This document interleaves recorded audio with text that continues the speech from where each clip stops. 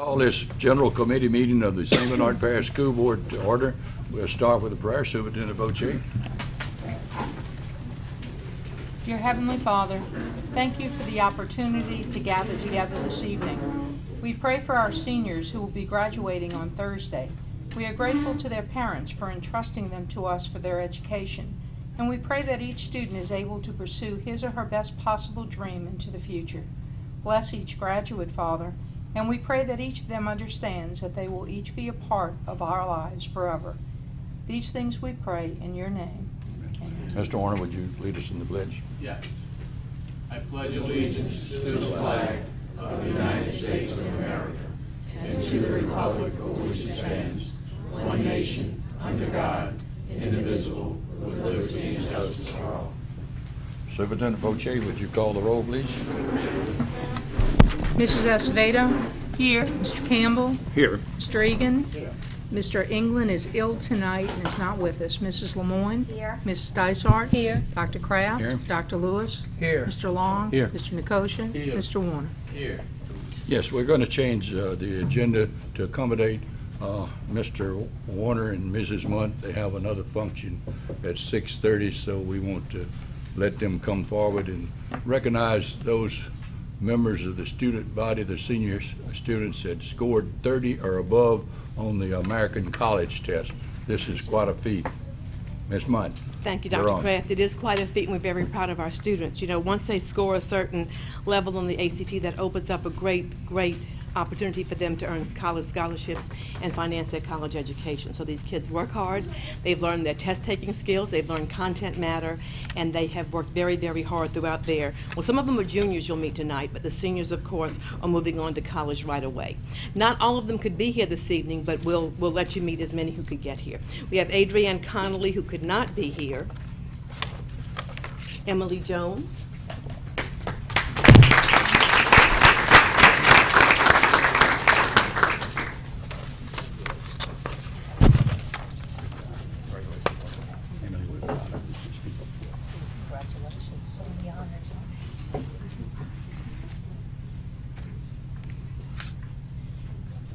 Emily was just named 5th honor graduate at our honors banquet this past week as well.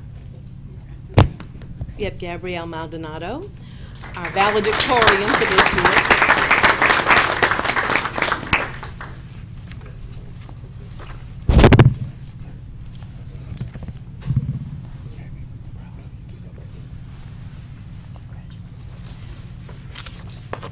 Cody Nussbaum.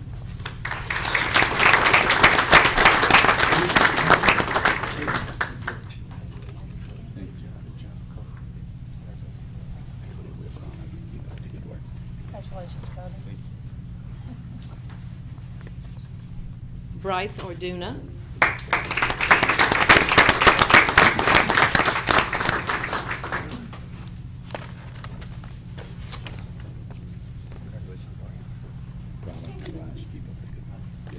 Congratulations. Quentin Toruno.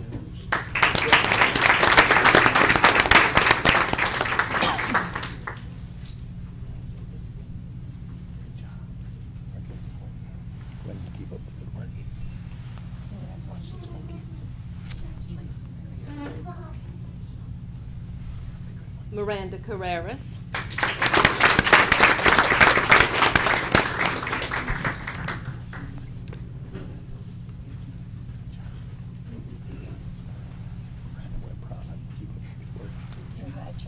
Do it.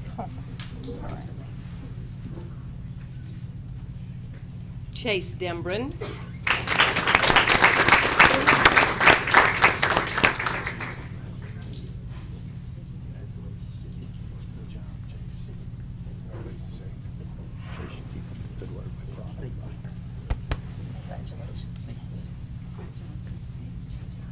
Zeke Kiersey.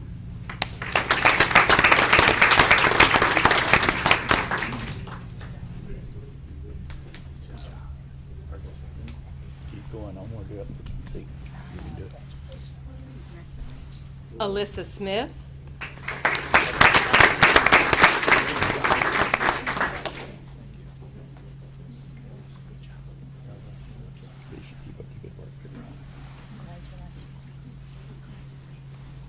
Cameron Williams.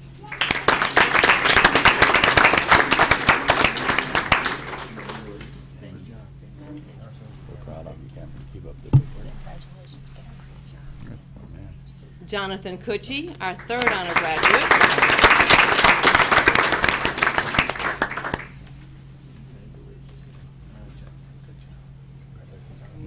You're my man, Jonathan.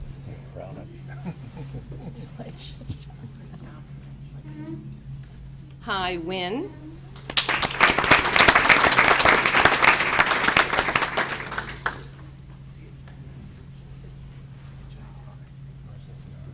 I won't read up, but keep going, my man.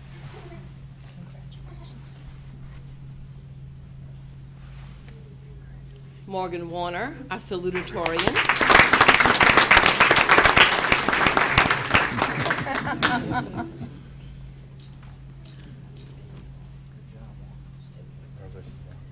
Keep going on with it up in Martin. Connor Lambert.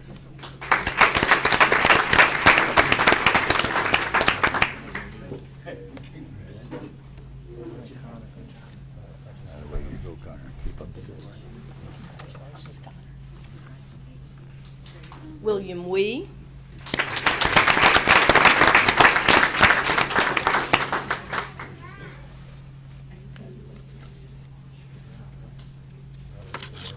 William, proud of you. Keep up the good work.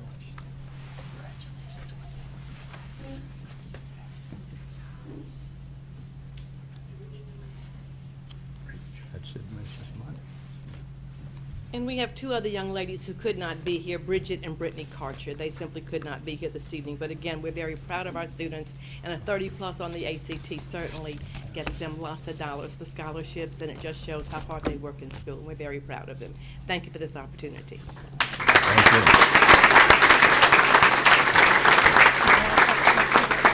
Okay, you may be seated. Yeah, at this time, we'll take a brief recess to ask all the participants to step up here and take the picture with the school board. Okay, gather around, all you, all you honorees. That's a lot of kids. What's the third one?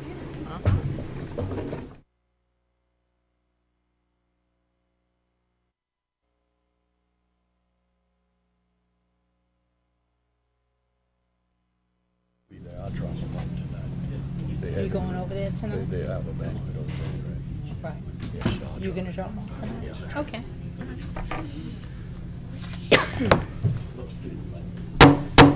We'll reconvene for that brief moment of photography.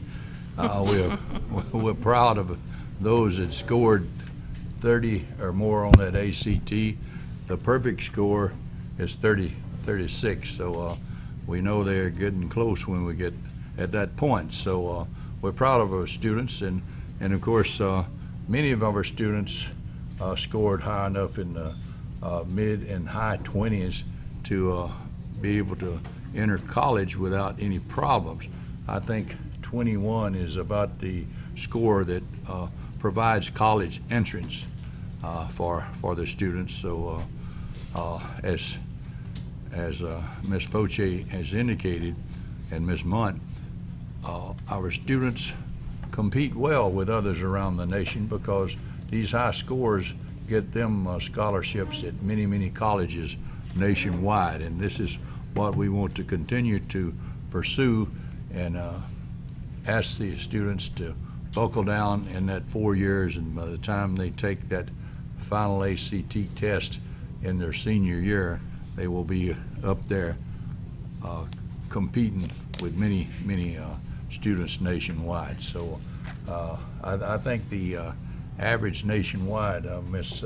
Voitier, is somewhere usually around 20, 21, 22. Right, a little less than 21 is Yeah, a little usually less, the yeah. national average. Yeah, a decimal point in there. So when many of our students score above that nationwide average, it really makes us proud, and we want you students to know that.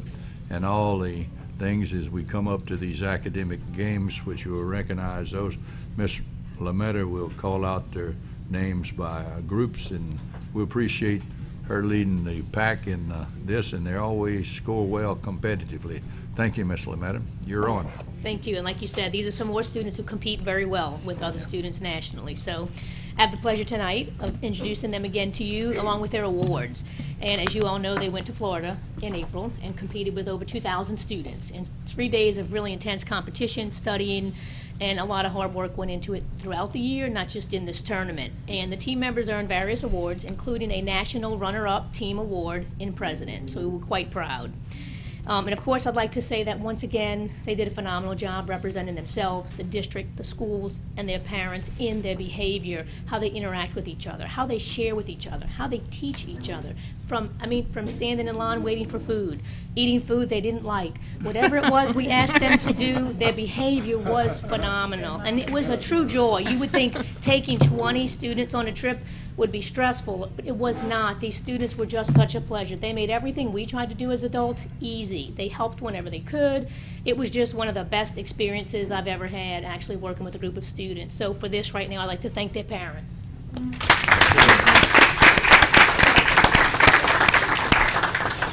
Okay, so now I'd like to also say the students all had some local coaches who worked with them throughout the year and in the summer, and they too share in some of these awards the students received tonight. So for the awards, the national tournament officials, they award thinkers for teams in places 1 through 5th place, and they award medals for students, individuals who score in the top 10. So I'll recognize those tonight as I call the groups up. So we'll start tonight with the elementary team. Coach Melinda Hall. So the elementary team in propaganda, out of 255 players, had a 6th place individual who earned a medal, and out of 206th places, had an 8th place individual and a 4th place team award.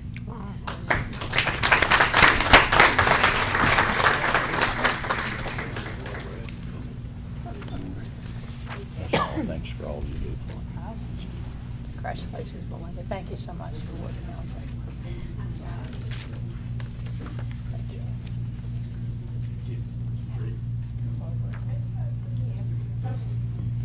And for the players, we have Ethan Gilchrist. All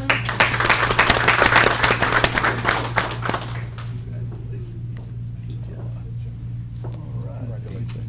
You just keep on going, my man.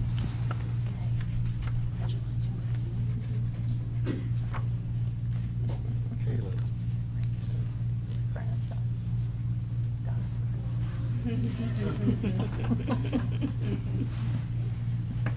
Caleb Myers.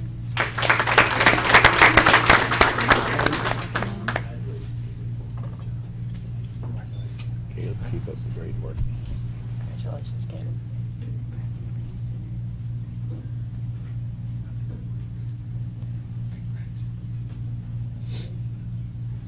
Landon Sanborn.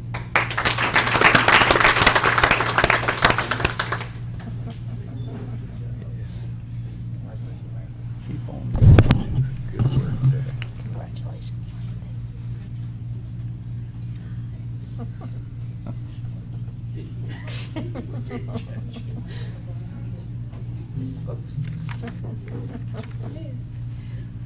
And with a 9th place individual medal for propaganda, excuse me, an 8th place individual medal for presidents, and the team awards, we have Anthony Wee.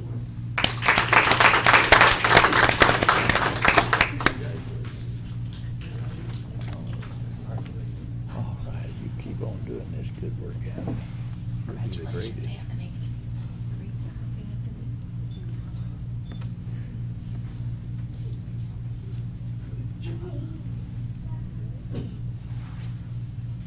And 6th place individual award, out of 255 players, we have Brandon Jackson.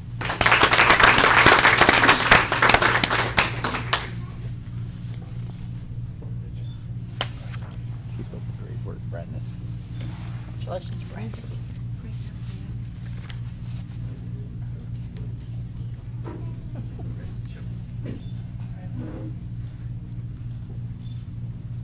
Okay, and for the middle division team, we have Coach Gina Azevedo.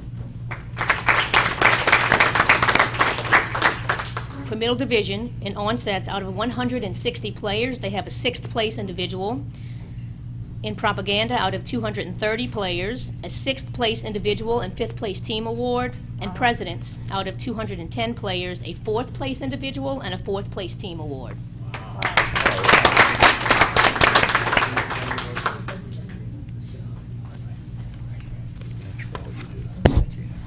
Thank you, Jenny. Let's go.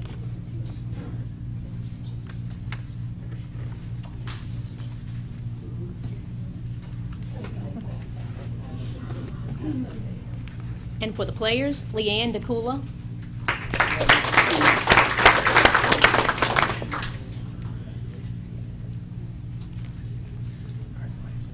Man, keep up the great work. You're proud of me. Congratulations.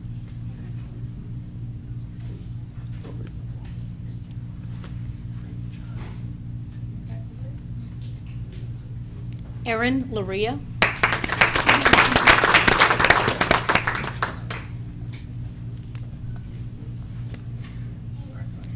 And keep up the great work. We're proud of you. Congratulations, Aaron.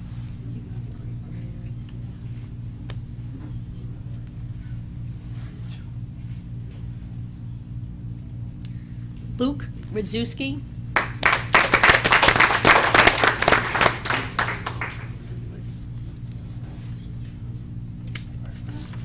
Keep up the great work. There you go. Congratulations.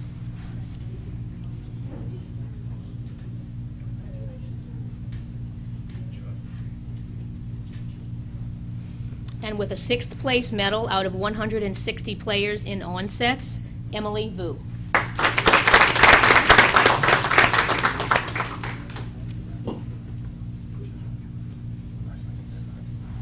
Keep up the great work. We're proud of you.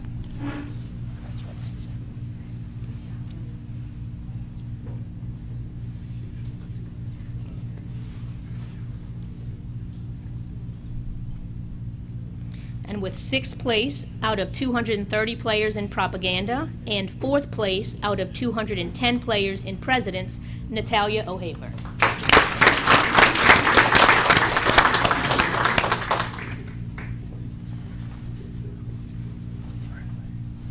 Great work. We're proud of you. We're proud. Congratulations.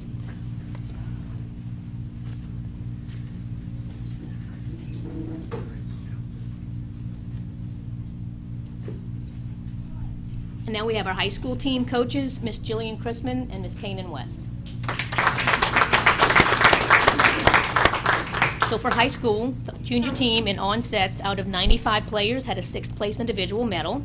And the senior team out of 120 players in presidents had a 7th place individual and a 2nd place national runner-up team award for presidents.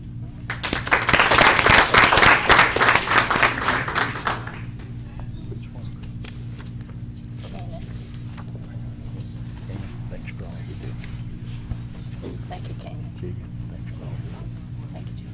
Appreciate it.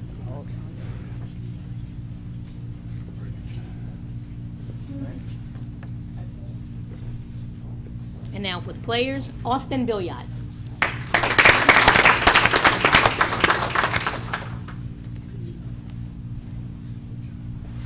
Awesome. Keep up the great work. We're proud of you.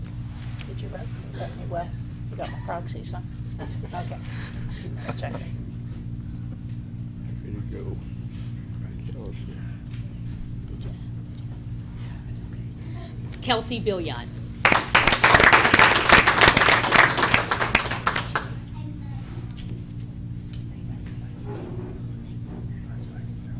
Keep up the great work. We're proud Congratulations. Jimmy, Charles. Yeah, she is. Let's go. Jermaine Giles.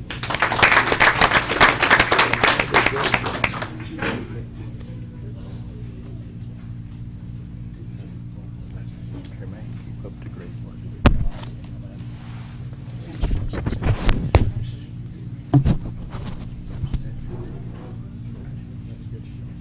Gorilla glue to keep those on. Get some Gorilla glue to keep them. Coruscant Johnston.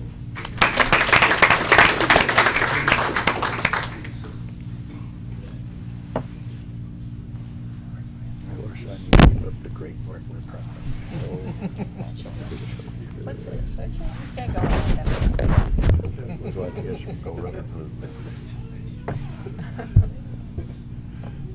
And with a 6th place individual medal out of 95 players in onsets, Danton Vu.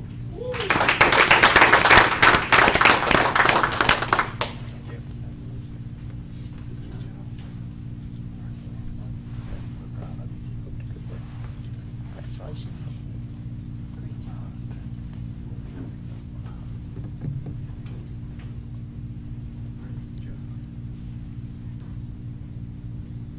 And now for the senior team, our national runners-up, 2nd place in presidents, Ahmed Al-Kurd.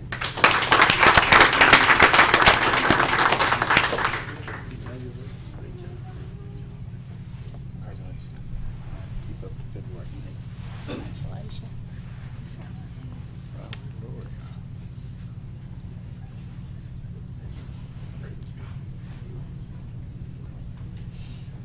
Riley Laria.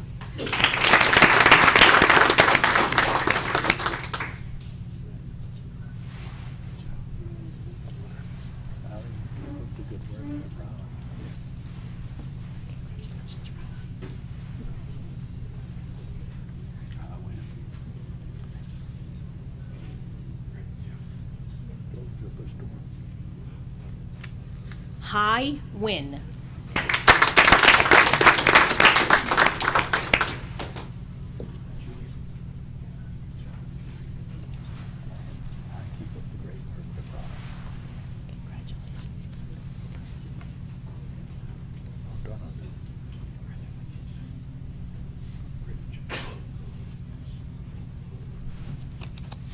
I would like to recognize Kenny Wynn, who couldn't be with us tonight.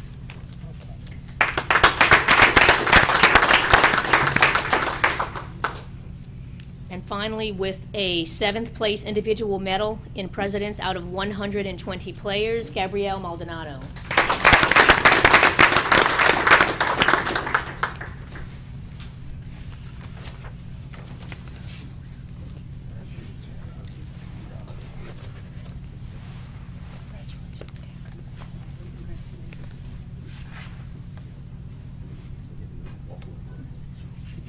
And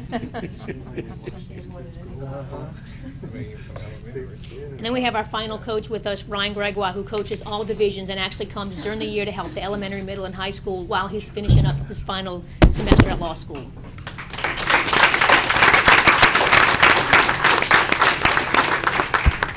And for those of you who, Ryan graduated summa cum laude from LSU 3 years ago, then entered Tulane Law School, just finished law school this semester, and will be sitting for the bar in July. And he still finds time to come back and help our students at all levels in academic games. So we want to give a big thanks and round of applause for Ryan.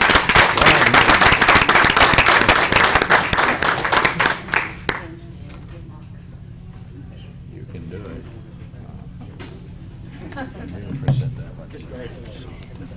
And we would also like to present to Ms. Mary Lumetta for her dedication as the administrator of this program and for so many years of working with our students and our coaches to produce such a fine team and a community spirit and working so closely with our students. I know she had such great words for them as to how proud she was of each and every one of them.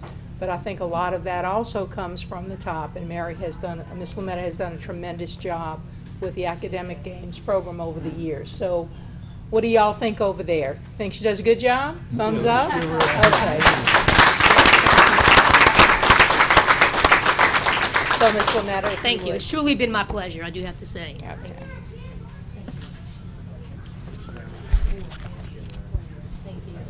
Thank you for all you've done and all you're doing for the children. Thank you, Mary. Thank you. Thank you.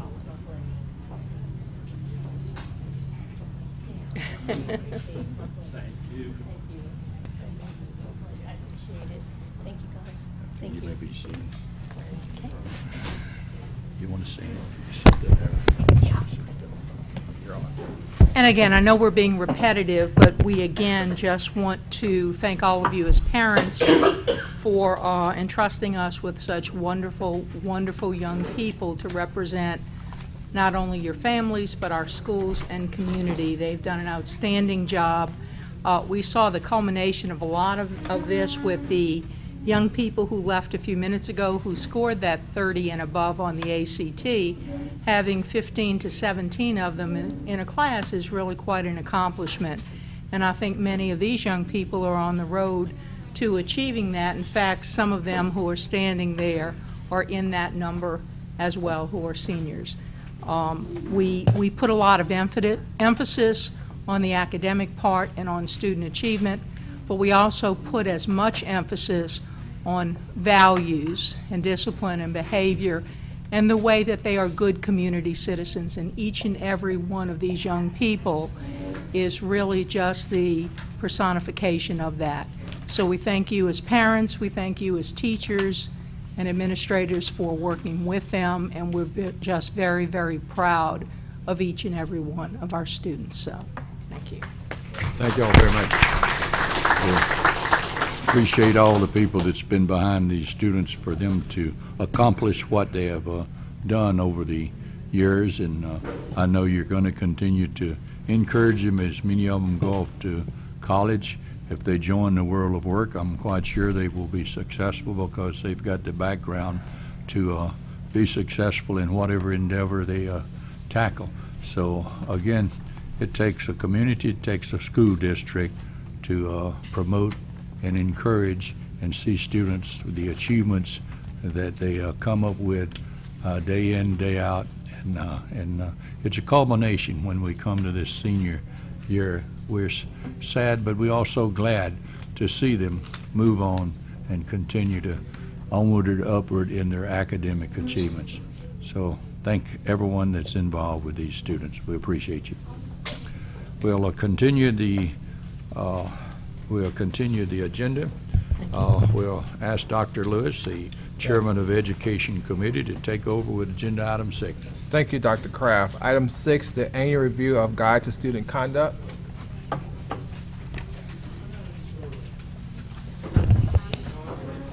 Mr. Powell. Good evening, Mr. Powell. Good evening, Mr. Powell. You should have in your package agenda number 6, and it talks about the meeting when we held for the disciplinary committee,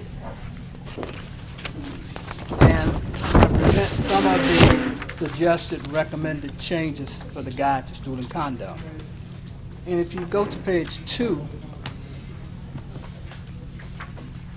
it's in your little packet like this.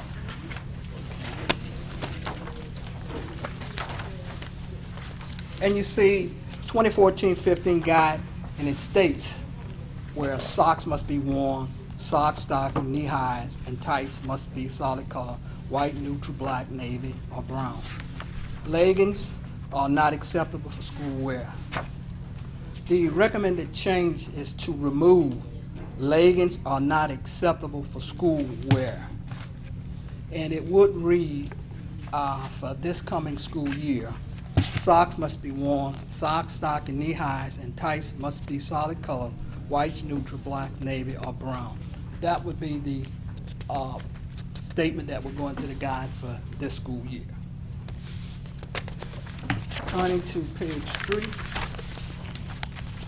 student dress codes and appearance on page 10, that would be in the guide.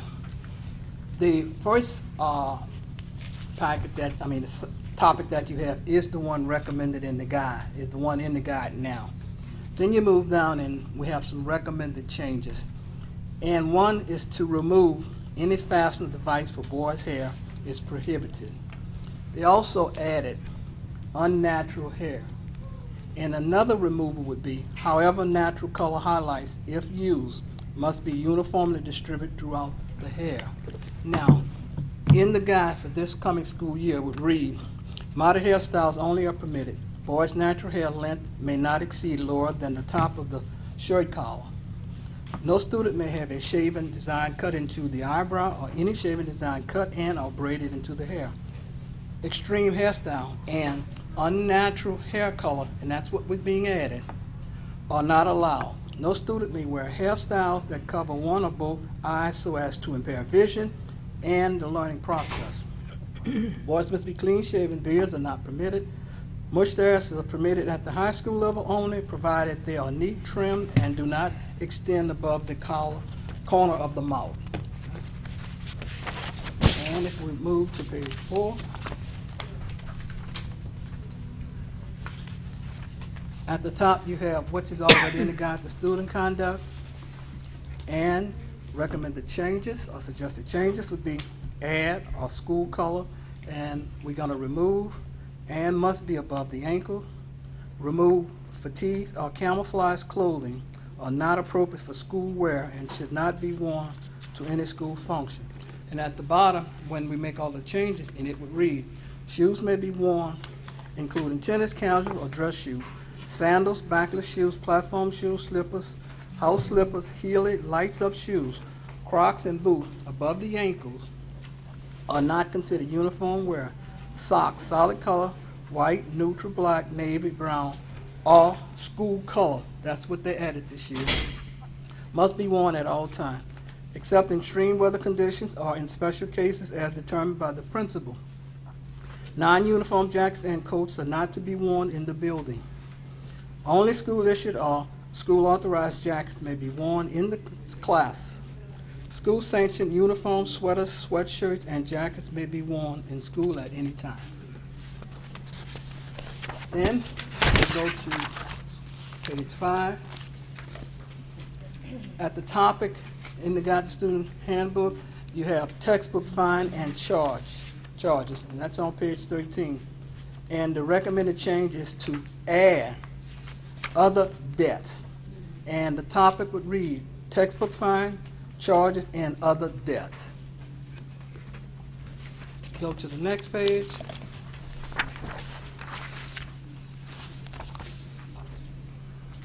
As I said, at the top you have what's in the Guide to Student Handbook now.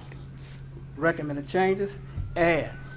It is important that student debts are paid promptly. Students with debts cannot participate in extracurricular activities or other school-related events. All debts must be paid prior to distribution of our final report card, which is in May. Remove accommodation and add may. And it reads as follows. Each student should be informed that he or she is responsible for every textbook issued him or her, and that in the event a textbook is lost or damaged, charges will be assessed based on the condition of the textbook. All texts issued to students are to be returned in good conditions at the end of the regular or summer session. If a textbook is lost or damaged beyond use, the degree and cost of the damage to the textbook will be determined by the principal based on the original cost of the book.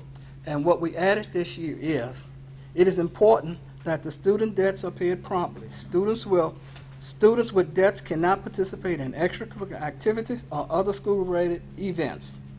All debts must be paid prior to distribution of our final report in May. Parents, legal guardians, and students shall be responsible for payment of lost or damaged textbook, library books, instructional fee, and other debts which have been made. When necessary, arrangements for payment schedule can be, and we added, made through the principal. Page 7. This was an omission in last year's handbook, and what we want to add is at the bottom you will see cutting class. We needed to add that. That was left out last year. And on page 8 you have the changes, and we have the recommendation change to remove Mr. Fatter and add Ms. Lamont to the list. Then on page 9, St. Bernard School Board calendar, and we have to add that, the 215-216 New Year calendar, and that has to be added into the Guide to Student Conduct. Okay. Any questions so far? Any questions or comments, Mr. Long?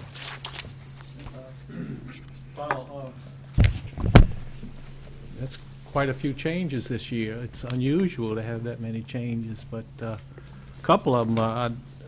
What was the thinking of the committee concerning the faceting device for boys? Okay. They looked at that, and hopefully that would kind of help in the relationship to the hairstyles and the hair length. Okay? But we still make sure that the hair length would not go below the collar. Okay. And the other one, fatigues and camouflage clothing. That's a rather big change. Let me respond to this, and this is why it's in here. Okay. Okay, obviously fatigues and camouflage clothing are not worn on an everyday basis to school because we have school uniforms, so they're not Right. allowed. On special days, many of the schools have dress days. One may be a camouflage day, one may be... years ago when this was put in, camouflage and fatigues had a negative rating, I guess, perception. Right. Okay? Today, it is affiliated and associated with our military. When we had a day, a hat day at one of our schools, a child wore a military camouflage hat. And he was not allowed to do so because it was a violation of the dress code. I had a group of parents come to me to tell me how outdated this is because we were not celebrating our military men.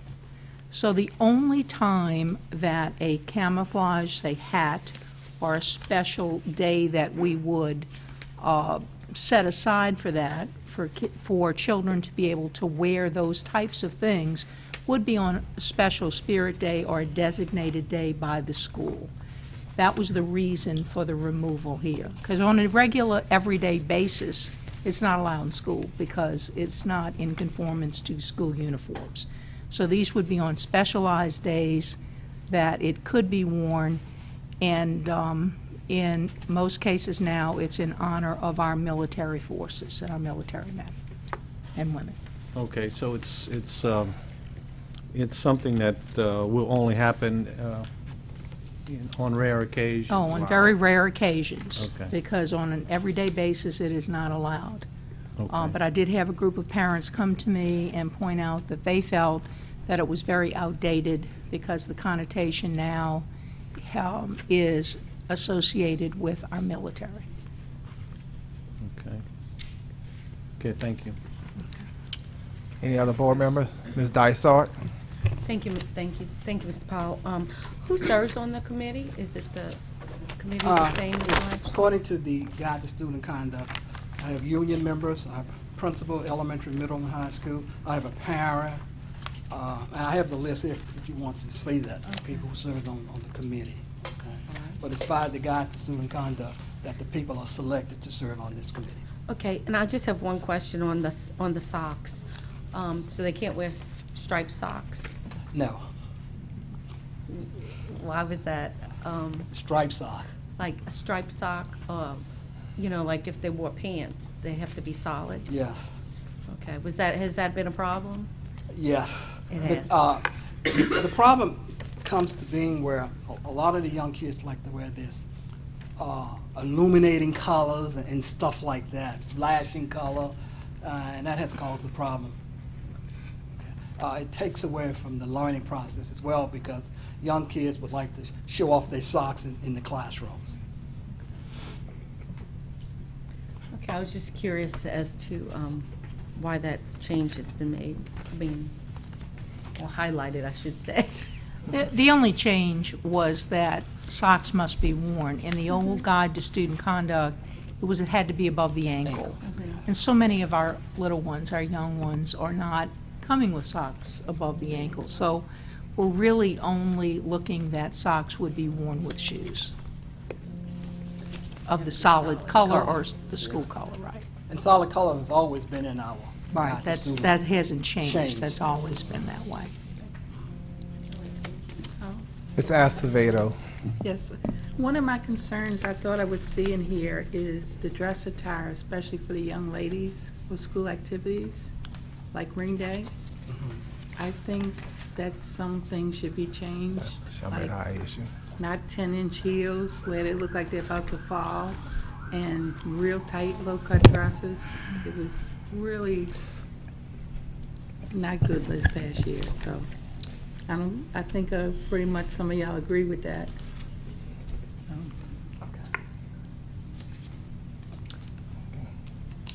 Is that it, Ms. Acevedo? Okay. Anyone else? Mr. Long? Follow-up, Mr. Powell. Now, the faceting device that is now allowed, that could be done on a daily basis? They could wear this every day of the school year? Yes, yes, and it'd be left up to the discretion of the principal. And it doesn't matter the size of the... Well, that's what I mean when it'd be left up to the discretion of the principal. Because I'm going to tell you, I would have some concerns if students are allowed to wear these big fastening devices. That could be distracting Yes, also. yes. And as we said, I mean, the principals would address that. Anything that takes away from the dress code itself, or if it's distraction, or if it would cause a problem, or a major problem, that's when the administration will address that. Okay. If I remember right, years ago, the reason why it was prohibited was because of the fact that it could be used as a weapon of some sort, if I remember correctly. Okay. I don't know if you could shed some light on that, but the reason why it was in there originally. Yeah. The only thing I could shed on that is sometimes times have changed, and we meet with our principals regularly, and we try to give them a little leeway. But as I said before, it's going to be up to their discretion if they feel it's going to be detrimental to the child, if it's going to be detrimental, if you feel that it's a weapon, then that's going to be their call just as well. Okay. So hopefully we don't have those kinds of things. So you didn't, the committee didn't find objections from any of the principals concerning that? No, No? no one mentioned any of that. And periodically I meet with the principals, and we talk about certain things. But I have not had any objections as we speak now. In all honesty, Mr. Long, what is happening right now, societal norms have been changing, not only within this community, but all over the country. Many of our administrators are coming to us with concerns about limiting the length of hair for our students at all, male students we're talking. And this is a compromise to some extent.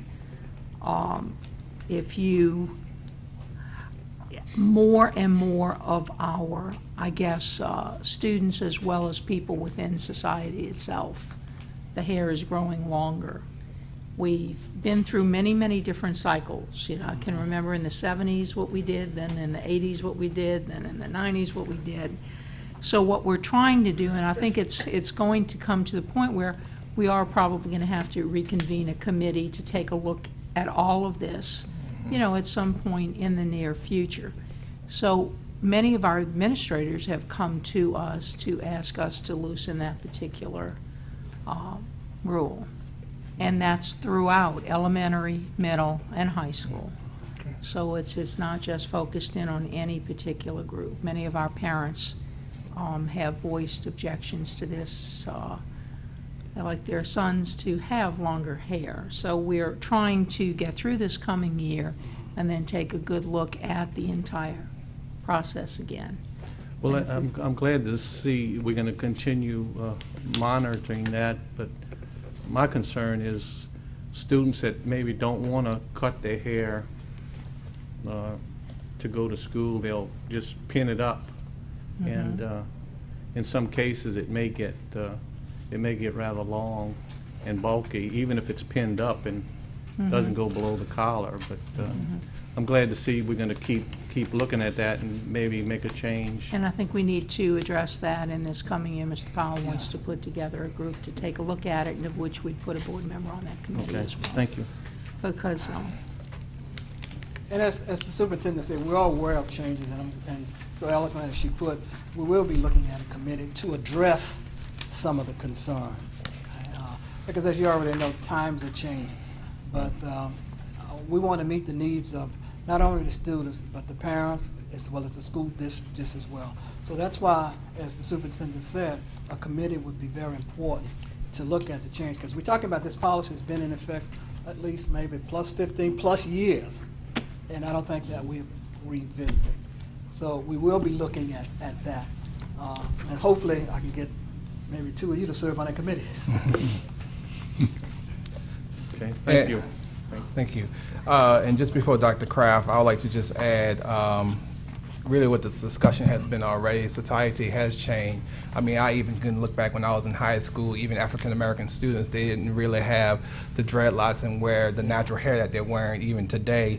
And so just as our young ladies are able to come to school and are able to have fastening in their hair, students that have longer hair, if you don't have the fastening in their hair, it's going to go all over the place. So it actually allowed them to control their hair on their head as well. So I do like that the school district is actually addressing this in the upcoming Guide to Student Conduct, as well as we'll be having conversations about that. Our society has truly changed, and we need to really look at the students that we're servicing, and as long as it's not becoming a true distraction to the learning environment and causing any harm to our students, then we need to really look at the strict guidelines that we had in reference to hair to make sure that it's appropriate for the world that we're living in today. Dr. Kraft? Yes. Thank you, Dr. Lewis. Hair is a tremendous distraction administratively for most schools and classrooms, and of course we've had the policies that's been on the books for many years. So I'm glad to hear Superintendent Voitier indicate that we will be transitioning to move things a little more acceptable to students, because the thing about the length of the hair not going below the collar, you could have a lot of hair here and you just bob it off, it wouldn't go below the collar. Or if you have a regular haircut and you let your hair grow on your neck, some people grow more hair on the neck than others, and it could go a little below the neck. It makes it difficult for administrators to be able to enforce these rules, and we don't want to put so much on administrators at the schools that it can take away from the learning teaching process. So I think the idea of getting a group together in the future there to make a change on this, because a little below the collar I don't think is going to hurt anyone, and it doesn't necessarily mean it's unkempt. As long as it's not a health hazard and they keep the hair clean and hygiene is involved, then I think this would be acceptable, unless it's something that shocks the conscience that say that, well, you need to do something about this. And of course the female students, they don't have this prohibition, and the long hair looks good. We've got a board member here that indicates that. But you know, it might have not been real, but George Washington, some of the people that came at him, they had long hair, and of course, some people might want. If they like me, they may want to done a powder wig, so to speak.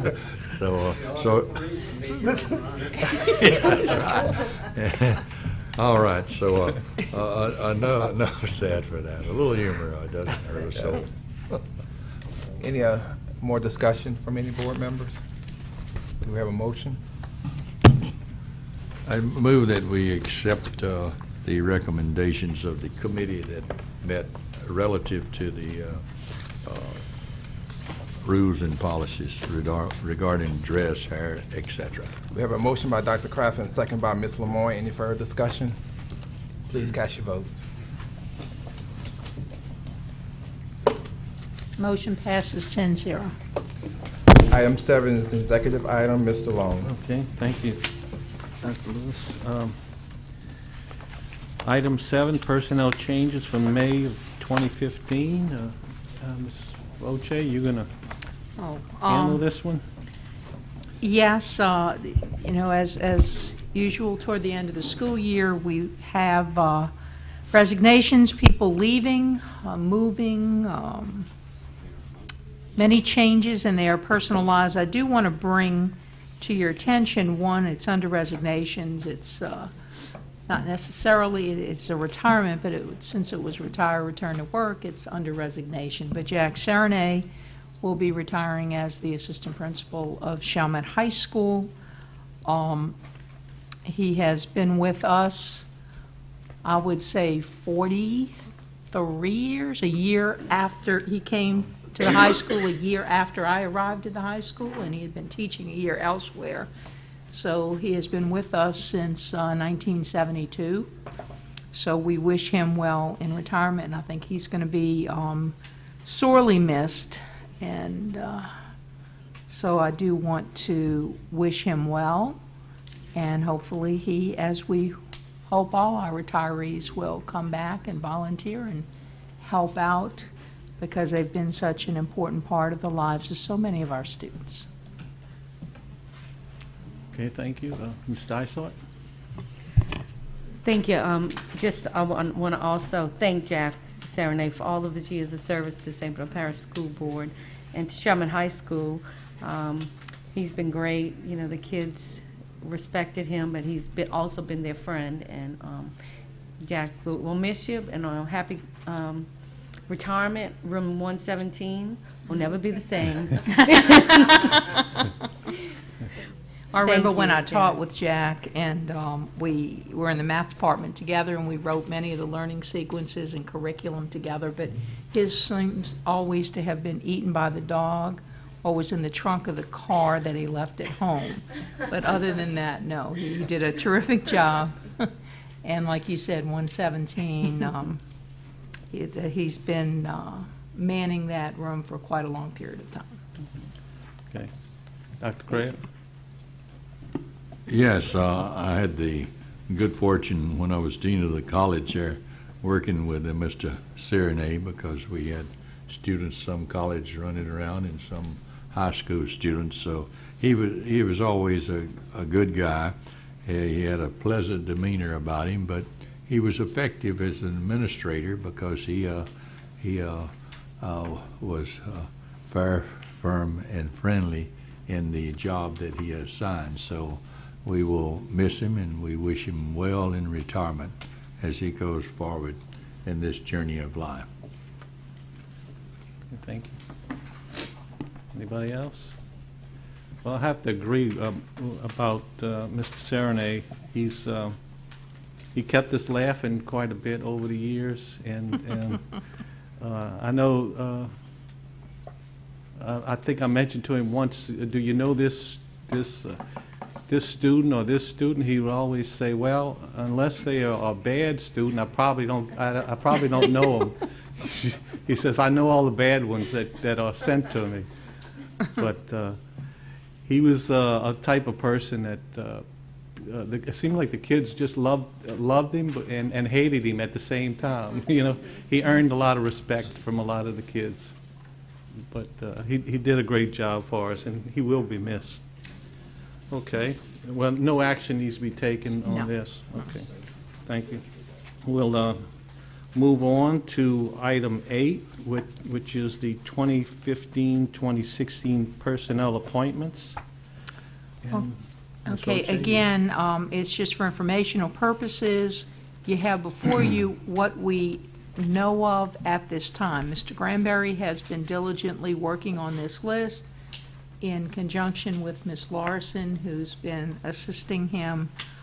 These, we hope, are the changes after Transfer Day and Job Fair that we just had Saturday, and for people who have accepted positions that we have offered them. So as of this point, this is what it's looking for the 2015-16 school year. Now, we have made some offers as a result of Job Fair, and we're waiting for acceptance by certain people, and they'll be added in, hopefully, by the actual meeting in 2 weeks. And then any continued vacancies will be filling as the summer progresses. Okay. Thank you, Ms. Voitier. Any questions? Mr. Campbell? Yes, I see the vacancy for transportation, but she is not listed in the personnel. Well, you see, this is another one of those confusing things, Mr. Campbell, because we've had about 3 different people's hands in this. Ms. Gonzalez, Dr. Gonzalez should be listed in the retiree section because she will be retiring as of June 30th, and we are not currently advertising for her replacement. And I'm glad you mentioned that because she has done a phenomenal job Absolutely. in so many different aspects of the school system, as a teacher, as an assistant principal, as a principal, and then as the supervisor of transportation. And she has excelled in each and every one of them. And she is going to be sorely missed at this point. But, you know, I think Dr. Gonzalez is one of the, and I hate to say the casualties of all of the storms and everything that we've had, because her personal residence has been wiped out twice, first by the tornado and then by Isaac in the flood. And she and her husband have, you know, relocated out of state. It's a very, very long commute. And I've begged her each year, Dr. Gonzalez, please stay another year, please stay another year. But I think it's, she feels it's time, and we offer her and wish her well and the best because she has done a phenomenal and outstanding job for us here in the St. Bernard Parish school system. She's still going to have her hands in transportation throughout the state of Louisiana because she is now a master trainer of bus drivers, and she's going to be doing some work in statewide transportation, and she will be assisting us and lending a hand if we have any questions and if we need any specialized training. So I'm thankful that you pointed that out, and she'll be added to the list, you know, at the regular meeting. Yeah, and I might add, I go back a long way with Kathy. And some of us have seen the bus supervisors that we've had in the past and the struggles. But Kathy transformed the transportation situation. Done a marvelous job. And I agree with you, she will be sorely missed. Absolutely. Thank you. Any further discussion? Ms. Dysart? Well, did everything that's already been said about Dr. Gonzalez. I noticed this in personal appointments also, vacancy, and it's like, this has to be a typo. I was hoping it was, but she will definitely be sorely missed, and Kathy's done an excellent job, as Ms. Voitier, you said, in every position that she's taken. We go way back to high school, and you know, she's always been in education, and like you said, she's just been 100% dedicated to the school system and to every position that she's had, and specifically to the supervisor of transportation. She's done an excellent job and has done it well and tirelessly. So thank you, Kathy, for all your hard work, and you know, we wish you a happy retirement also. Thank you. And I just have to add, you know, I don't know what I would have done without Kathy immediately after Katrina, because those days for all of us were just so horrendous. And there were many nights that we were there with flashlights, and she was leading a bus down the road to make sure that it could pass pitch black out there, dark, and be able to get through the debris so that we could get children to wherever they were staying, whether it was a concrete slab, a tent, or just unbelievable housing situations. And there was Kathy out there with her flashlight, standing and walking in front of it and doing a myriad other things as well. I can remember, and I hate to sit here and just tell stories, but I remember one day as we were driving in and out of the parish every day after the storm, and there were dogs running loose and things were a mess. And as you all know, Kathy's an animal lover as well. But I'll never forget, she had her hand on something to defend herself with, which I won't mention, and water on the, a shovel, and trying to give the dog water so he could survive, but being right ready in case he attacked us. So that's another visual that we had of a situation as we came back in. So she was fearless. So. Okay, thank you, And Dr. kind. Kraft. Yes, thank you, Mr. Long. Yeah, Kathy came up in St. Bernard Parish. In fact, Carolyn, she was at AJ Chalmette High, and some of the girls from the classes would come by the house, so she remembers Kathy very, very well, and she became adult and able administrator, served as well, and as a last one as a supervisor of transportation. She was just a good fit for that job. She, well, one time she made note, it's a new sheriff in town, and I tell you. But one thing about her, sometimes maybe the bus drivers they weren't always happy, but they knew she was fair and she was firm and she was friendly, and she treated them this way, and they appreciated that. So sometimes that's from days past with some of the bus supervisors. They had a little horrendous time with the bus drivers, but not Dr. Gonzalez. She did a fantastic job, and we will miss her, but we wish her well in this retirement journey, that she will enjoy and get some of the rest and some of the things that she's worked so hard, and she can be relieved of all those responsibilities. Thank you, Dr. Gonzalez. Thank you, Dr. Kraft. Any further comments? Well, I agree with everything that was said. All I can say is thank you, Dr. Gonzalez, for all your hard work and dedication. We appreciate it. Okay, no action needs to be taken on this.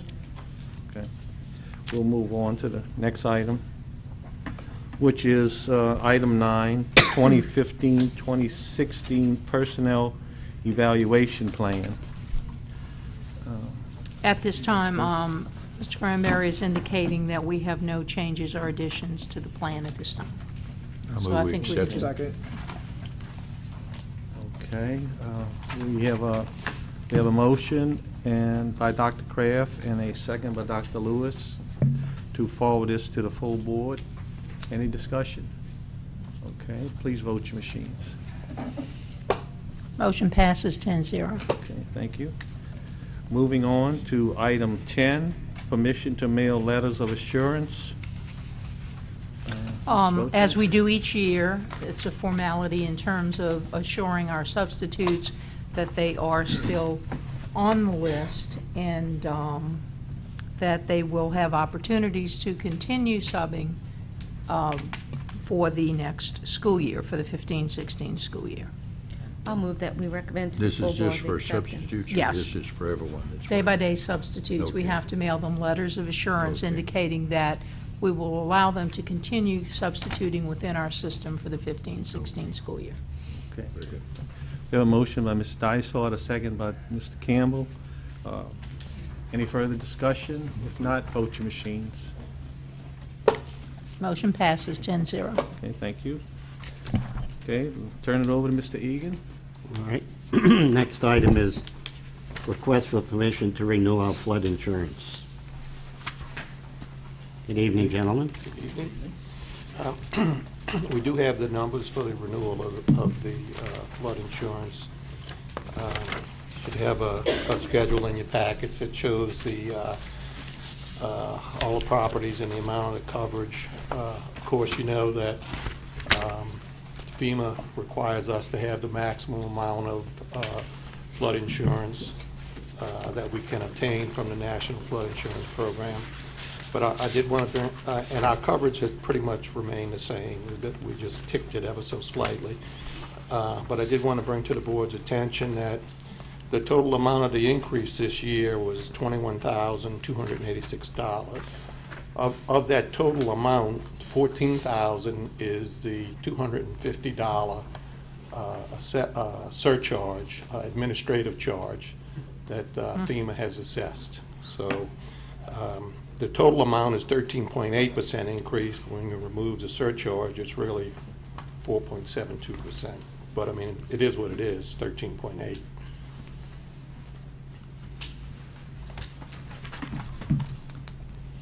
Any of the board have any questions or statement? Briefly, Mr. Long? the surcharge, is that $250 per policy. per Yes. policy or Yes, per sir. property that's insured? It's per Wow. policy. One It's, one policy per property, Okay. and it is each policy. Wow. Substantial. Has that always been included with the flood? This No. is the This is the first year. First year. You know, you might remember that last year, they rolled back some of those rates that had gone up so much in, I guess it was 2012. So this is kind of a compromise with, they can't get the rate that they want to charge. So they said, well, we'll put an assessment on there for everybody, a surcharge. Okay. And in that way, FEMA's a little happy to get a few more bucks. Okay. No, it's new. $250 on anything that's other than your primary residence, which is only And $25. is FEMA charging that just to, like St. Bernard and the flood-prone Country. area, all across the country? Everywhere. Okay, wow, okay. Okay, great, thank you. Anyone else have any questions or statements? Yes, sir. Mr. Warner? I'm sorry, sir. Motion that we approve it. All right, we have a motion from Mr. Warner. We have a second by Ms. Acevedo. Nothing further, please vote your machines. Motion passes 10-0. Okay. Next, we have Ms. Lemoyne. Mrs. Lemoyne, excuse me. Agenda item 12, we've got the 2015-2016 general funds and special revenue funds budgets, and we have Mr. Fernandez here.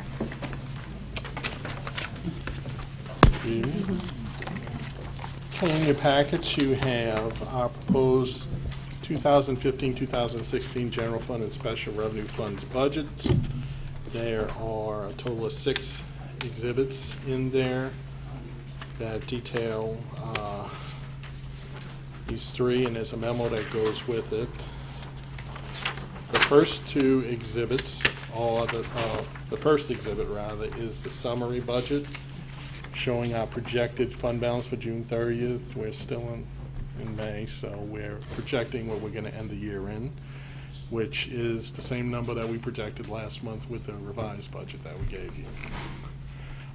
The projected revenues and expenditures and other sources and uses of funds. A couple of things I want to highlight in the general fund. Also, exhibits 2 and 3 are the detail. For revenues and expenditures,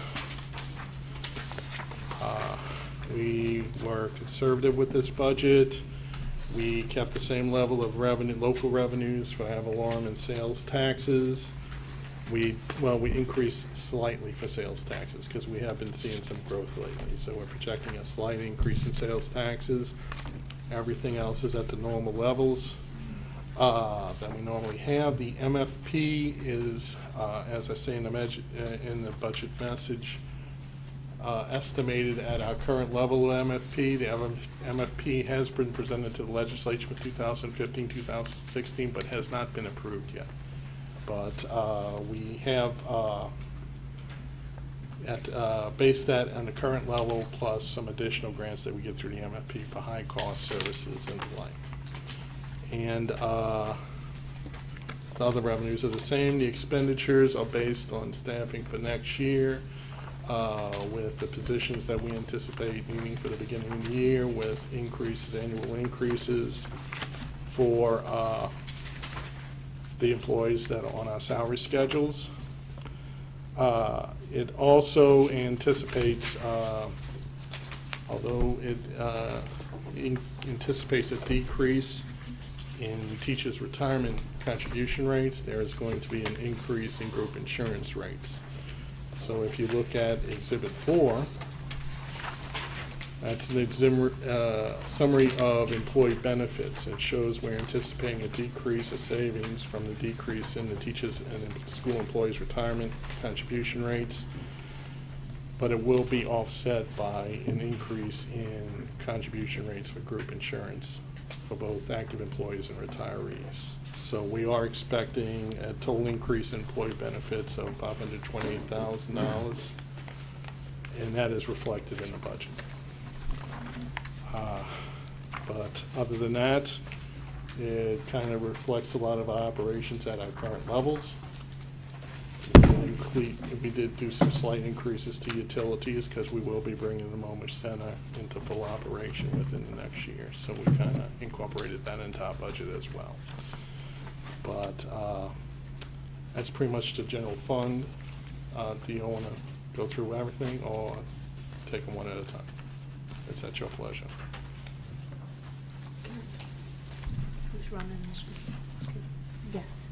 Ms. Okay. Voitier? Could I just add something? I feel like we've been living in Baton Rouge lately. The MFP is going before House Education tomorrow, but in House Bill 1, which the governor sent over, in the governor's executive budget, there are no increases in the MFP except for increases in students, numbers of students, student growth.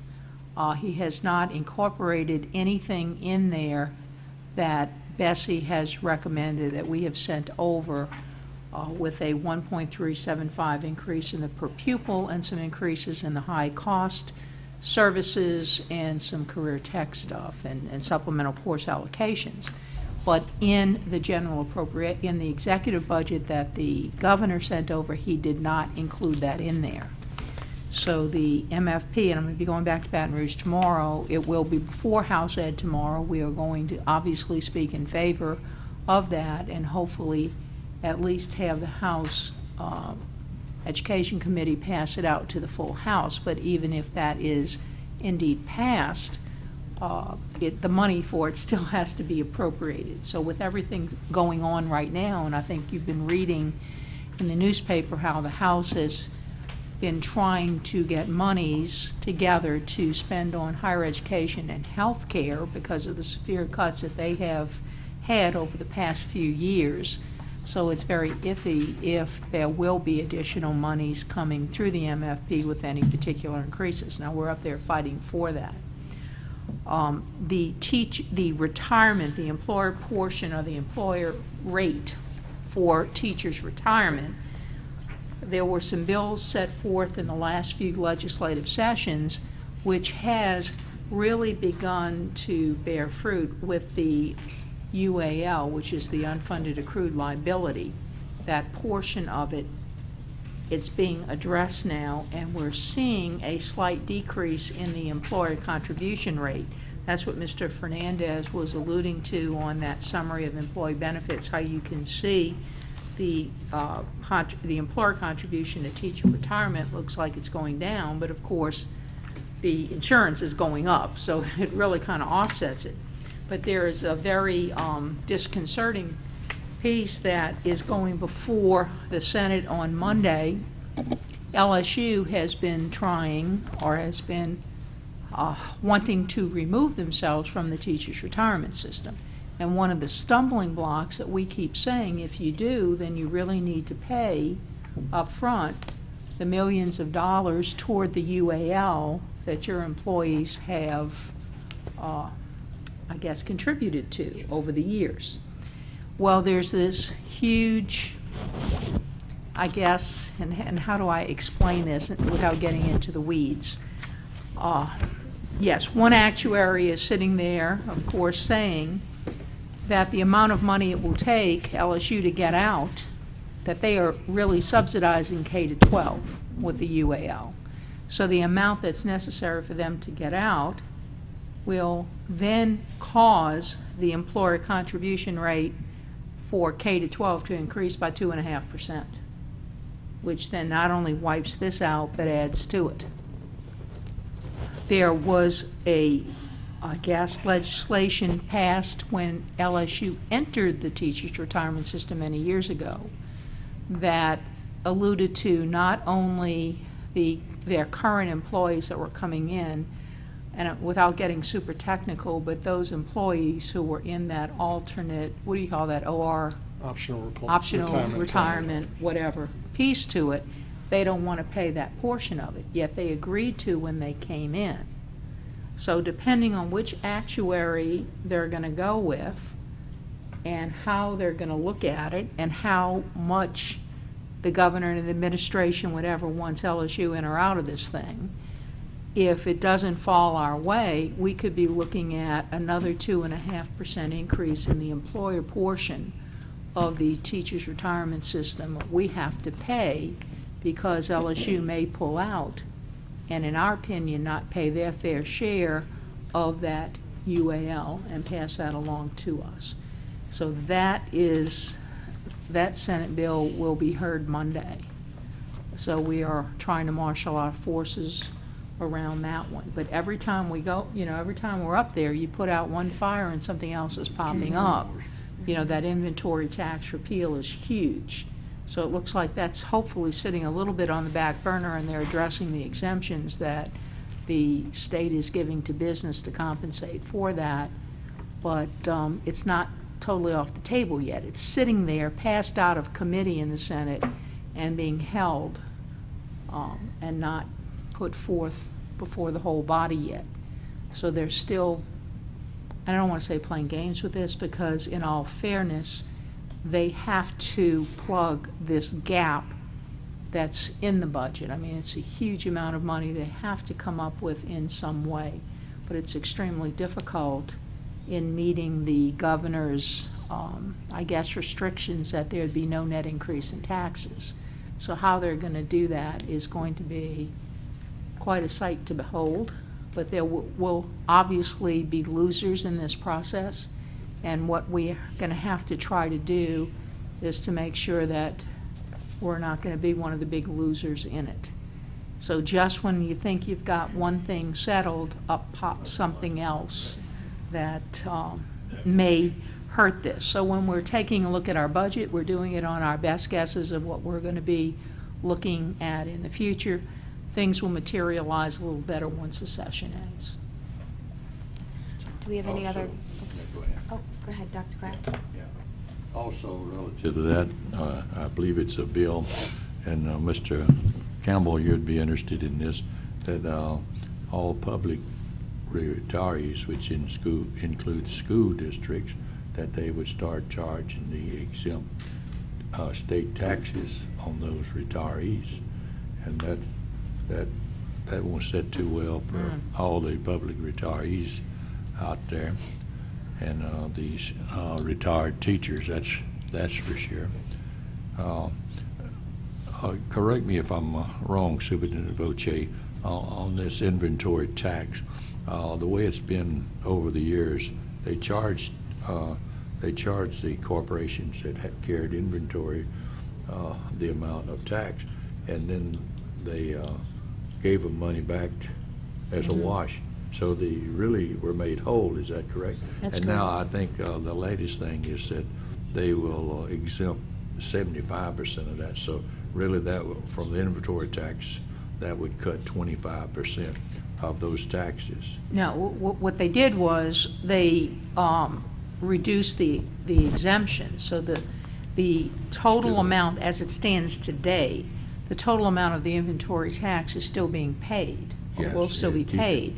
But the state then, instead of reimbursing 100% to the businesses, They reimburse will only 75. reimburse them 75%. Yeah, that's what I understand. Right. So the tax itself right now has not been cut out. What they're proposing is to reduce some of the exemptions or the reimbursements from the state. But as this thing progresses through, we don't know what it's really going to finally turn out to be. Yeah, all the amendments that stacked on bills, you never know. One thing negates the other there, and when all the dust settles, you have to be careful on what they got in the bill. So, Mr. Long, did you have something? Yes. Let's see, Mr. Fernandez, thank you for getting the budget to us prior to the meeting. That helps, so we can look at it. Just a couple of minor questions on the expenditure side. Sure. Let's see, on page 1 of the expenditures, equipment repair, $300,000 is budgeted?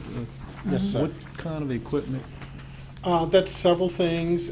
Basically, it's for equipment repair at the school level. Part of their allocations is to repair their equipment at the school level. And also, the major part of it is maintenance contracts on our duplicating machines.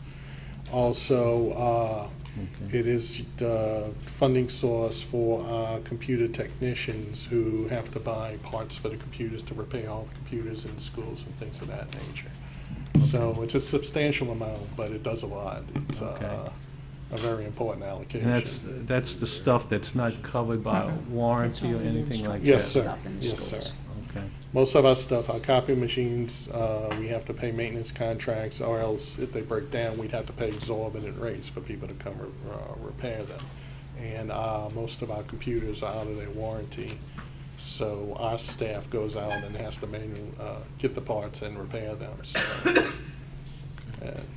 it's well used. It's a well used allocation. Okay, thank you. And further down on that page 1, the materials and supplies. It looks like from Chalmette High all the way down, we increased the budget on quite a bit Yes, for sir. most of these schools. We haven't really increased the budget. We just are shifting funding sources. We had some other funding sources for those monies, for those a lot of those materials and supplies, and those funding sources are going away. So we're shifting it back to the general fund. So they're really not getting more of an allocation than they got in the past. We're just shifting the funding source back into the Why general don't you tell them where we were taking it from? A lot of it was funded through our FEMA funds. And now we're Okay. getting to the end of our FEMA funding, so okay. we have to start picking that up. But the actual allocation the funding levels that the schools are funded at for the allocations has Haven't remained the same changed. for many years. Oh, okay. And let's see, on page 4 of the expenditures, the speech therapist at the bottom, salaries, how many speech therapists do we have? Do we have one at each school, or? We do not have one at each school. Some of my itinerary that go between schools. We have. I know it's over 400,000 for that. Yes, sir. We have 9 speech therapists. 9? And they work throughout the system. Some will split school. And then we service all of our students, we service non-public students, we service young students prior to even them entering schools, 3-year-olds and such like that. Child service, yeah. And let's see, the only other question I had was... There's one that's paid out of the federal fund. So there's 9 in the general fund. I'm sorry, Mr. Long. The only other question I had was the maintenance personnel. How many, do you know how many people we have in maintenance now? In the maintenance personnel themselves? Yeah. I know the salaries run $378,000. Does that amount include, didn't we have like a service contract or something for people to help maintain our schools? Star Services is a HVAC. professional, that's a professional services contract. And that's not separate included from in this? service. No, we have about, I'm sorry, I don't have the exact number, but I'd Okay. say about 10 people between all of the maintenance men. Yeah. It might be in Mr. Granberry's list.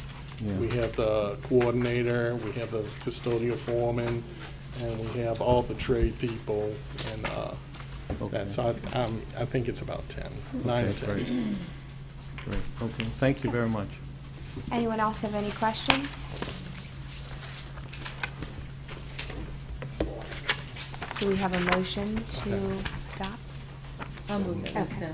And we have a motion made by Ms. Dysart and seconded by Dr. Kraft. Any further questions, comments? Okay, y'all voting on the general fund, because I just want to mention the special revenue funds also. So y'all going to vote on the general fund now and then go to the special revenue? Yes. Okay. Any other questions or comments? Please vote. Motion passes 10-0. Okay, thank you. And also, Exhibits 5 and 6 are the special revenue funds, and those include the lunch fund and all of the other federal funds. 5 is the lunch fund budget. It's based on our current staffing, which we're going to go through to the new year. We're not anticipating any increases in staffing, but there will be increases in salaries and benefits as people move up the salary schedule and insurance costs have gone up. And there's a slight increase in food costs. We're offsetting that. We don't have the new federal rates yet, but we're anticipating a 1% increase, which is normally what it is. So number 5 shows the general fund, the lunch fund budget, which pretty much revenues and expenditures kind of balance out on that one. And Exhibit 6 is our federal allocations for all our different federal grants. Those are estimated amounts. We don't have final allocations for 2015 and 2016 yet, but these are estimated allocations at this time. We'll come back when we do the first revision of our budget and give you the actual amounts, but this is our best estimate right now of what we're going to get in those grants. So all those grants are pretty much flow-throughs, revenues equal expenditures on each of them, but those are special revenue funds. Any questions on the special revenue funds? Okay, do we have a motion? Okay, a motion by Dr. Kraft, seconded by Mr. Long. Any further questions or comments? Please vote. Motion passes 10-0. Thank you. Moving on to agenda item 13, the resolution adopting the 2015 millage rates.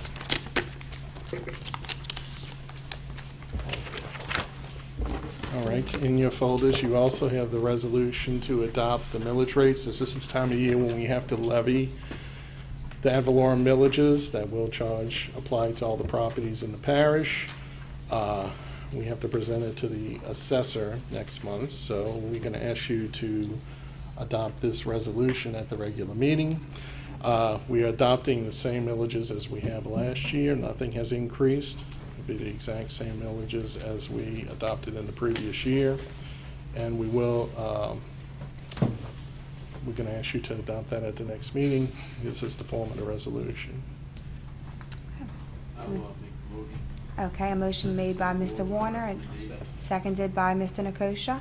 Any questions or comments? Okay, please vote. Motion passes 10-0. Thank you. Yeah. Okay, moving on to agenda item 14, request to approve the bid tabulation for spices and seasonings, Class 2, cereal, dried beans and crackers, Class 3, frozen foods, Class 5, meat and meat products, Class 6, poultry and eggs, Class 7, seafood products, Class 8, and canned goods, Class 9, for the period of July 1st, 2015 through December 31st, 2015. And we've got Ms. Bloom with us tonight. Good evening. This agenda item is for a 6-month bid for the food products. We received bids from 5 of our vendors, and we tabulated the bids and chose the lowest bid reflecting the prices and also the bid specifications. Do we have any questions for Ms. Bloom? Okay, we've got a motion by Dr. Lewis. Seconded by Mrs. Dysart. Any further questions or comments? Okay, please vote. Motion passes 10-0.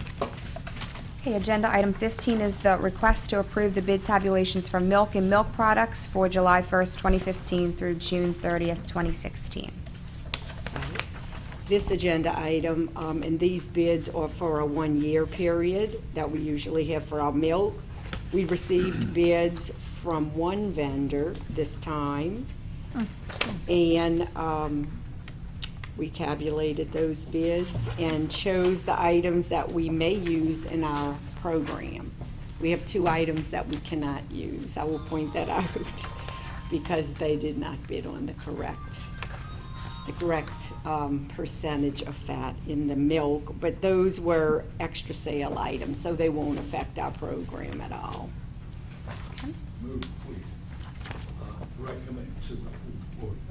Okay, we've got a motion made by Mr. Campbell, seconded by Mrs. Aceveda. Any questions or comments? Please vote. Motion passes 10-0. And agenda item 16, the request to approve the bid tabulation for bread and bread products for July 1st, 2015 through June 30th, 2016. This agenda item and these bids are also for a year, and those are for bread and bread products. 4 vendors submitted bids, and we chose, again, the bids, the lowest prices as they, or regarding the bid specifications, if they met the bid specifications. Any questions for Mrs. Bloom? Got a motion made by Mr. Warner and seconded by Mrs. Acevedo. I have a question. Questions? Yes. Ms. Dysart? Ms. Bloom, just a quick question. Yes. A couple of the larger bakeries they had no bid. Do we know why they're not bidding? Well, Bender's Bakery usually does not bid on things like sliced bread or hamburger buns and things like that. And Leidenheimer is not going to bid on those kind of things, generally speaking. And Flowers Bakery could, but if you notice, I left those notes in so you could see the reason why we had to reject them, because according to the child nutrition programs now, we have to have a certain amount of whole grain in all our products, and all of our products have to meet and comply with what is specified. So in the past, we may have been able to take a loaf of white bread for $1.49, and it didn't matter how many grams of, wheat or whole grain or not, but now we cannot. And so this is the reason why, Bimbo Bakery did service our school system this year and is servicing it this year. And so that is a company that we've used in the past. Okay, thank you for the explanation. You're welcome. A question for Mr. Long? Just a quick question. Bimbo Bakeries, are they local? That is located in Texas. Texas. And they do, they have a distribution center here. They do distribute from there. So, but I know that they truck in the bread, and they take our orders. It's fine. We seem to manage fine with them. We have delivery drivers who come to our schools when we need them, as long as we put our orders in on time, and it seems to be working. So Great. It is not a local bakery. Okay, thank you. Okay. Any other questions or comments? All right, we've got a motion and a second on the floor. If there are no further comments, please vote your machines. Motion passes 10-0. Okay, the next item on the agenda is Ms. Voitier's Superintendent's recommendations. Okay, on the 26th, at the beginning of the regular meeting, we'll have our public hearing on the proposed 2015-16 general fund and special revenue funds budgets. We will also, at the regular meeting, have our recognition of the financial awards, because again, we have received the ASBO and GFOA certificates for excellence in financial reporting, so we will do that at the regular meeting as well. Thursday night, high school graduation, so we're looking forward to that. And if you check the little calendars the schools will send out, we have lots and lots of end-of-year activities, kindergarten recognitions, 5th grade exit ceremonies, 8th grade exit ceremonies. And our last day for students will be May 28th, and for our teachers, Friday, May 29th. So we've got a jam-packed last 2.5 weeks of May. So be on the lookout for many of the really wonderful activities. As you know, that's why we took those students with the 30 and above ACT first today, because Mr. Warner and Ms. Mont had to go back for some banquet they're having. Seems like every night they're having a banquet, a recognition, and award ceremony. I think it was for, do y'all know soccer and something else? Wrestling and bowling. Wrestling, bowling, soccer, those kinds of sports banquet tonight. So that's what they had to rush back for. So, and graduation, 7:30? That was my question. That was the answer. The usual time. The usual time, whatever the usual time is. Yeah. Right, so. And after all this is over, you get... Yearly. After all this is over, you get 2.5 months off, right? Oh, yeah. In some ways, it's our busiest time with Right. professional development and planning and everything else that needs to be done along with the summer programs. Do you have any information on that AG Magic thing Saturday at Dockville, where down with the school kids?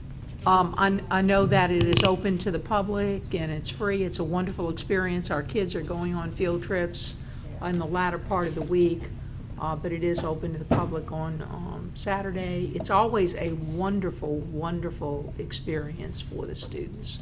So I invite everybody to come on behalf of Ag Magic and Dockville and 4-H, which does that. Yes, before I call for adjournment, I don't think we recognize the fact our charter dean, Mr. Harold Clavier, had passed away.